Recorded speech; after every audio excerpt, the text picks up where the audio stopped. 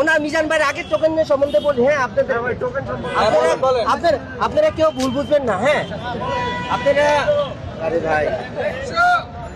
আপনারা কেউ এই টোকেন নিয়ে ভুল বুঝবেন না। এই টোকেন কিন্তু অ্যাভেলেবেল বানানো যায়, তাই না? ইতিমধ্যে দেখছেন ওনার পাশে একটা দোকানে একটা হোটেল হয়েছে না? এটা কিন্তু একটা প্রতিহিংসা। তো প্রতিহিংসার কারণে হয়েছে, স্বাভাবিক, সবাই বুঝি। কিন্তু এখন এই টোকেন কিন্তু বানায় এই লোকের ফতুর বানিয়ে দিতে পারে। এই লোকে যখন দেখবে লাভ হয় না, তখন লোকটা পালায় চলে যাবে না? তো আমি ভাই চিন্তা করছি, যেটা আপনারা এরকম চিন্তা করতে পারেন, ওনাকে টোকেন বানিয়ে দিলাম, ওনার ছবি দিয়া টোকেন বানিয়ে দিলাম। হয়তো অনেকে বলতে পারেন যে মিজান ভাই চালাক হয়ে গেছে।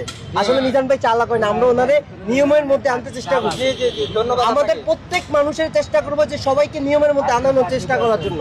ওনারা নিয়মের মধ্যে আনানোর চেষ্টা করছি। হয়তো অনেকে বলতে পারেন যে ভাই ওনার ছবি দিচ্ছেন, সৌজন্যের নাম দিচ্ছেন কেন? ভাই আমি এটার জন্য সরি। সৌজন্যের নাম দিচ্ছি এই কারণে যে মানুষ বুঝুক ওনাকে সৌজন্যমূলক এটা কেউ দিয়েছে, উনি নিজ থেকে তৈরি করে না। এটাকে নেগেটিভ মনে করবেন, এটাকে পজিটিভ মনে করে উনি যেন 10টা কার্ড ঠিক মতো বিক্রি করলে 2টা মানুষে ফ্রি খাওয়াইতে পারে, 10টা লোকের বিক্রি টাকা দেয়া।